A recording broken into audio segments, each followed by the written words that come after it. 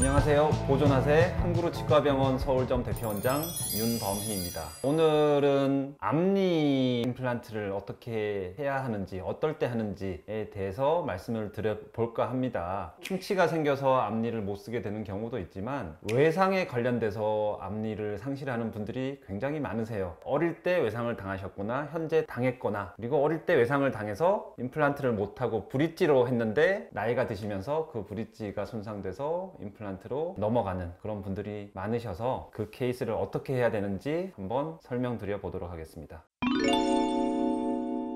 첫 번째 케이스는요, 15년도에 내원하셨고 그 당시 43세 여성분이셨어요. 앞니를 사고를 당하셨죠. 구강부를 다칠 때 직접적으로 부딪히는 경우도 있고요, 그렇지 않고 턱이나 볼 쪽에 부딪히면서 치아끼리 강한 손상을 입어서 이렇게 파절돼서 오시는 분이 굉장히 많으세요. 지금 해당 환자분도 상악, 중절치, 파절이 일어났고요. 하악은 굉장히 끔찍하죠. 하악 치아들이 이렇게 많이 부러진 케이스세요. 살릴 수 있는 치아들은 당연히 살려야겠죠. 신경이 노출됐거나 노출됐지만 치질의 일부가 많이 남아있는 치아들은 가급적 신경 치료를 하고 보존적 치료를 진행하면 되고요. 하악, 중절치 두 개처럼 겉으로도 남아있는 치아가 거의 안 보여요. 이런 경우는 뿌리가 아무리 튼튼한 상태로 남아있다 하더라도 뿌리를 밖으로 연장해서 보철물을 했을 때 그 보철물이 안정적으로 유지가 될 수가 없기 때문에 뽑아야 돼요. 제 기준으로는 잇몸 라인 밖으로 최소한의 자기 치아가 남아있는 것들을 살릴 수 있는 것들로 분류하고요. 지금처럼 잇몸 라인 안으로 대부분의 치아가 지금 경계가 들어가 있죠. 이런 것들은 아쉽더라도 발치를 하는 게 나중에 두 번 고생하는 일을 없앨 수 있을 것 같아요. 좀 전에 말씀드린 것처럼 상악, 파절이 일어났고 한 치아는 파절이 일어나지 않았지만 신경이 괴사가 됐어요. 예쁘게 신경 치료를 하고 보철 치료까지 마무리했고요. 하악, 오른쪽 측절치죠. 이 치아도 상방으로 치아가 많이 깨졌지만 그래도 최소한의 치아가 남아 있었기 때문에 신경치료 후 보존치료를 통해서 잘 살렸고, 하악 가운데 치아 두 개는 보시는 것처럼 임플란트를 두 개를 심어서 주변 보철물이랑 어울리게 한 번에 다 같이 보철물을 완성함으로써 출전수루 사진 깨끗하게 치료가 잘 됐죠.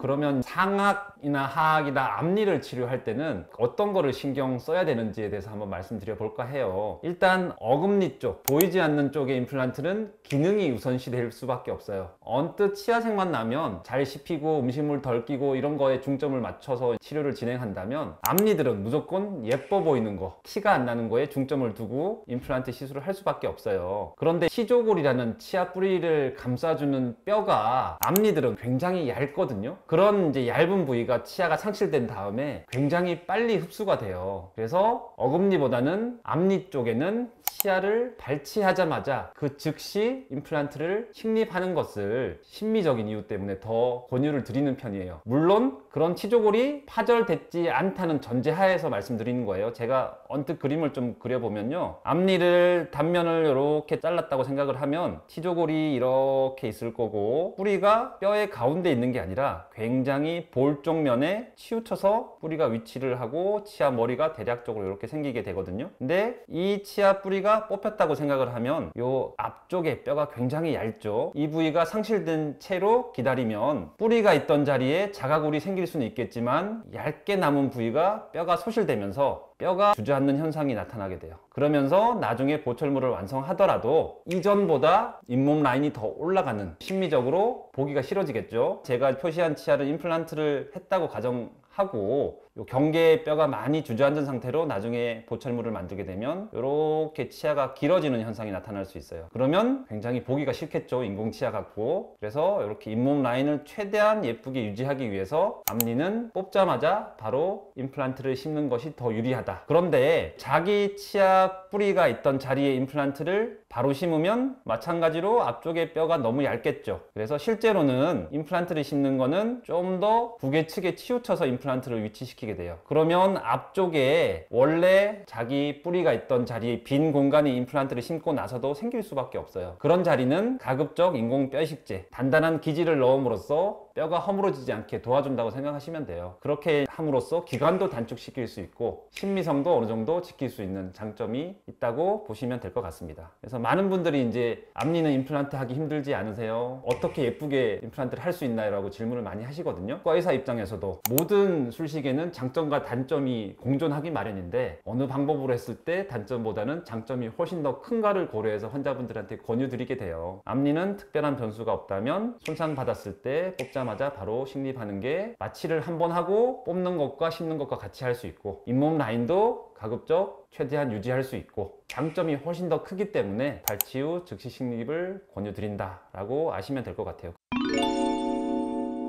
앞니 임플란트 케이스를 하나 더 들고 나왔어요. 만 42세 남성분이시고요. 어릴 때 교통사고로 앞니가 부딪히고 변색이 됐다. 그래서 예전에 치료를 받았는데 현재 보기가 너무 싫다라는 주소로 내원하셨고요. 저희 병원에 처음 오셨을 때 초진 사진을 보면 이렇게 앞니 하나가 보철물이 되어 있으시죠. 그리고 신경치료가 된 흔적이 보이고요. 신경치료가 된 흔적을 봤을 때 이렇게 흰색으로 보이는 뿌리 내부를 채우고 있는 게 굉장히 두꺼운 편이에요. 이게 이제 의미하는 게 뭐냐면 어릴 때 영구치가 나잖아요. 영구치가 머리가 다 나면 끝났다고 생각하실 수 있는데 그 이후에 뿌리가 길이 성장을 해요.